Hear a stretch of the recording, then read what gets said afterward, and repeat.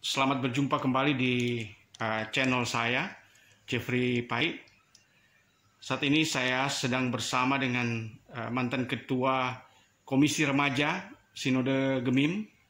Periode tahun berapa, Pak? 2014 sampai 2018. 2014 sampai 2018 yang lalu. Dan dari hasil pembahasan sebelumnya, kami sempat berbincang-bincang tentang proses tata gereja dan juga ketentuan lain yang ada di dalam gereja Masih Injili di Minahasa, di mana dengan diberlakukannya tata gereja yang baru, tentu dinamika di dalam gereja Masih Injili di Minahasa sudah berlangsung baru-baru ini setelah sidang majelis sinode istimewa, dan lebih khusus di kalangan remaja tentu ada tanggapan-tanggapan baik terkait dengan tata gereja maupun juga yang ada sekarang, yaitu keputusan tentang pemilihan pelayan khusus dari tingkat jemaat, wilayah sampai di sinode. Dan lebih khusus tentang remaja itu sendiri, bagaimana tanggapan Penatua Modi? Kami ingin mendengar sejauh mana Pendeta Modi melihat perkembangan dalam komisi remaja ini. Iya, yang pertama tentu pasca setelah ditetapkannya tata gereja yang baru tahun 2021, tentu sebagai warga gereja kita harus menerimanya dengan kedewasaan, karena kita sudah sepakat untuk belajar menerima apa yang sudah diputuskan, walaupun ada berbagai perbedaan pendapat, dan itu sudah kita lewati. Persoalan sekarang adalah bagaimana kita menerapkan tata gereja ini, tentu supaya bisa diterima tentu dengan baik oleh seluruh warga jemaat, termasuk bagi kami di kalangan remaja dalam hal ini dalam Komisi Pelayanan Remaja, karena walaupun secara struktural saya sudah tidak masuk di dalam Komisi Pelayanan Remaja, tapi sebagai pembina remaja itu komitmen kita menjadi pembina remaja seumur hidup. Ya. Termasuk Penatua Jeffrey juga kami sebutkan sebagai Penatua Kakak Jeffrey. Nah, bagaimana kita ke depan nanti ya? Kita tentu mengikuti saja proses dalam hal ini sesuai dengan tata gereja yang sudah ditetapkan oleh sidang majelis sinode sinode istimewa yang sudah dilaksanakan di Jemaat Immanuel Leilem. Ya. Kemudian memang di dalam keputusan itu bahwa untuk Komisi BIPRA, Bapak Ibu Pemuda Remaja dan Anak, tidak lagi secara otomatis ex officio dalam hal ini menjadi anggota badan pekerja, baik di tingkat jemaat, wilayah maupun juga di tingkat sinode. Seberapa jauh pandangan Pendeta Modi dengan diberlakukannya peraturan yang baru ini? Iya, namanya juga peraturan yang baru dilakukan, kita lihat saja di lapangan nanti seperti apa. Saya kira itu saja, nanti kita lihat saja nanti apakah memang apa yang sudah diputuskan bersama itu lebih berdampak positif atau seperti apa. Itu saja. Ya. Ada informasi bahwa dengan tidak diberlakukan lagi ex officio itu, salah satu penyebabnya adalah bahwa di komisi, di sinode khususnya, dianggap menjadi batu loncatan untuk kepentingan-kepentingan politik. Bagaimana pendapat Penatua Modi? Kita tahu bersama bahwa pelayanan itu harus didasarkan pada motivasi yang murni kita untuk melayani Tuhan. Jadi ketika kita dipercayakan oleh Tuhan lewat jemaat, dalam hal ini lewat proses pemilihan, saya kira tujuan utama kita adalah melayani Tuhan. Dan karena itu fokus kita adalah bagaimana mengerjakan tugas pelayanan kita dengan kerja-kerja pelayanan sesuai dengan yang Tuhan rindukan. Karena itu kita ketika bekerja, ketika kita melayani, memang di sana kita akan diperhadapkan dengan namanya GEMIM. Ini adalah organisasi yang besar. Pasti ada banyak tawaran-tawaran tentu, dan saya kira kita bangga karena kita berada pada organisasi GEMIM yang besar seperti ini. Tapi bagi saya, yang paling penting di sini adalah fokus dulu, melayani dulu dengan yang baik. Ketika kita melayani, tentu ada buah-buah pelayanan.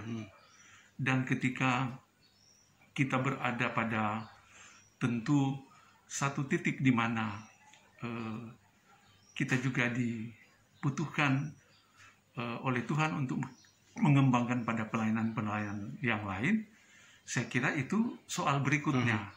Jadi carilah dahulu kerajaan Allah, maksudnya. Saya kira yang lain akan ditambahkan. Kalau itu memang Tuhan berikan, itu bagian dari buah pelayanan yang sudah kita kerjakan.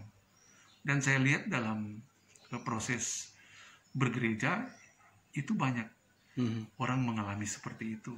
Tetapi jangan sampai motivasi kita untuk mengambil bagian dalam pelayanan gereja karena ada agenda-agenda pribadi, agenda-agenda yang mengarah pada kepentingan-kepentingan yang istilah kita di sini menjadikan pelayanan itu sebagai batu lompatan untuk satu target-target pribadi tertentu yang kadangkala kita mulai memanfaatkan tugas-tugas kerja-kerja pelayanan kita dengan hal-hal yang mengarah dengan apa yang sudah saya sampaikan tadi. Itu sebetulnya yang harus menjadi tanda awas. Tapi kalaupun memang pertimbangan tata gereja membuat misalnya ex officio ini harus dihilangkan, saya kira itu perlu untuk dikaji lagi. Karena tidak semua orang, sekali lagi, tidak semua orang yang dipakai oleh Tuhan di aras jemaat, wilayah, terutama di sinode yang memanfaatkan itu untuk kepentingan pribadi atau istilah kita dalam rangka batu loncatan untuk satu kepentingan politik praktis. Saya kira untuk warga GEMIM tentu tidak lepas dari namanya dinamika politik. Karena sebagai warga gereja yang baik tentu kita harus berpartisipasi dalam politik yang ada. Tetapi politik yang harus kita jalani itu adalah politik-politik yang menurut saya sesuai dengan prinsip-prinsip yang ada di dalam firman Tuhan. Jadi beretika. Tapi kalau memang warga gereja kita terpanggil untuk masuk ke dalam sana, saya kira itu yang harus dipersiapkan dengan baik. Supaya orang-orang yang terpanggil untuk pelayanan politik itu kan, politik itu sesuatu yang mulia. Tapi kalau kita salah untuk memanfaatkan ini di tengah-tengah kerja pelayanan kita, itu akan menimbulkan interpretasi yang membuat ketidakharmonisan dalam pelayanan gereja. Kemudian yang terakhir, untuk proses pemilihan nanti, khususnya di Komisi Remaja, apa harapan-harapan Pendeta Modi dalam kaitan dengan pemilihan Komisi Remaja, lebih khusus juga di Komisi Sinode? Menjadi pembina remaja, saya kira sudah kita tahu bersama lewat latihan tenaga pembina remaja dalam 2 level, yaitu dasar dan lanjutan. Kita sudah dibekali bahwa kita adalah orang-orang yang memang mengambil keputusan dengan segala risikonya untuk bisa mengarahkan remaja, khususnya remaja Gemim, sesuai dengan visi, misi, dan tujuan pelayanan. Itu dulu yang harus digarisbawahi. Jadi ketika kita sebagai pembina remaja mendapat kepercayaan untuk duduk di komisi, dalam hal ini terutama sebagai ketua, dan karena keketuaannya dia menjadi penatua. Jadi kita harus mengingat bahwa misi utama yang harus kita lakukan adalah membina remaja sesuai dengan komitmen yang sudah kita sepakati awal. Bukan saja komitmen kita terhadap gereja, tapi terutama komitmen kita terhadap Tuhan. Nah, karena itu seorang pembina remaja yang sudah masuk di dalam komisi dalam hal ini sebagai ketua dan penatua, dia punya kesempatan juga sesuai tata gereja mendapat tugas tambahan lagi. Saya menyebut dapat tugas tambahan itu di wilayah. Nah, kalau dia terpilih di wilayah, berarti tanggung jawabnya semakin besar di jemaat dan di wilayah. Nah, kalau dalam proses kemudian dia terpilih di arah sinodal, nah ini juga yang menurut saya perlu kita garis bawahi. Tanggung jawabnya itu semakin luas. Jadi dia bertanggung jawab terhadap jemaat dan bertanggung jawab secara sinodal. Karena biasanya di wilayah otomatis ketika dia terpilih dia harus menyerahkan kepada orang lain, karena tata gereja mengatur. Nah, persoalannya di sini adalah jangan sampai ketika dia terpilih di arah sinodal dia mengabaikan yang tugasnya di wilayah karena bukan di wilayah ini, maksudnya tugasnya di jemaat. Karena dia terpilih dia menjadi penatua, karena dia terpilih di jemaat. Punya tanggung jawab ya. Jadi dia punya tanggung jawab yang besar di jemaat. Nah, tugas tambahannya adalah di sinode yang saya sudah katakan tadi, lingkupnya lebih luas. Jadi persoalan bagaimana dia punya waktu untuk di jemaat dan punya waktu juga untuk di sinode dalam rangka kerja-kerja pelayanan yang sudah dipercayakan bagi dia. Karena sekali lagi dia adalah seorang ketua, sementara kepenatuannya ada di jemaat. Nah, disinilah sebetulnya dibutuhkan seorang pembina remaja yang mampu untuk mengerjakan dua pelayan ini sekaligus.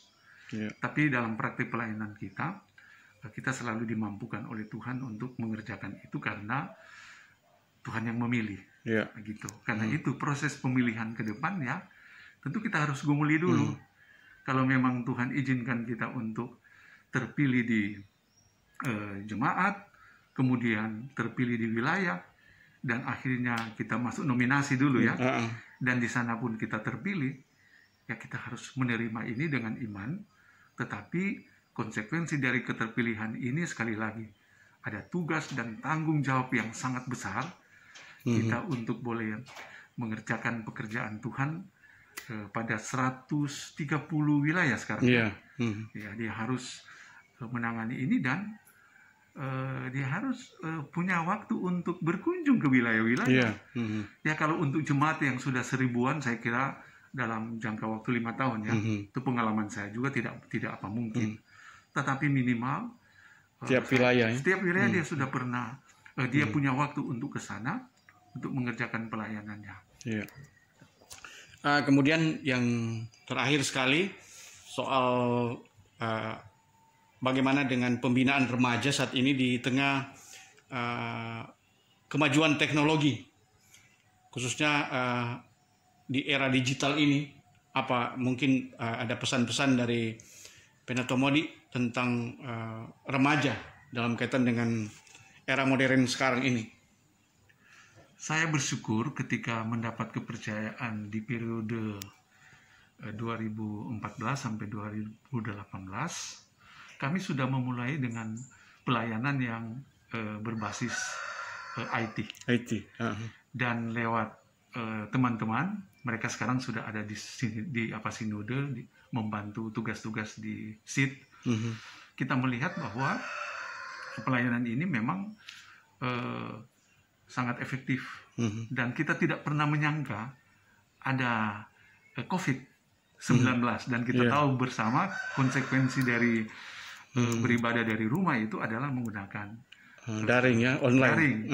Dan itu yang saya sangat syukuri bahwa ternyata apa yang sudah kita lakukan pada waktu itu, walaupun memang teman-teman mengatakan harus berdarah-darah. Kenapa? Karena mau merubah mindset dari teman-teman pembina remaja, terutama mereka yang ada di daerah-daerah yang agak sulit terjangkau oleh teknologi internet, ini, ya? oleh internet mengalami kesulitan. Selain itu kami harus berhadapan dengan teman-teman pembina remaja seusia saya yang tidak terbiasa dengan teknologi.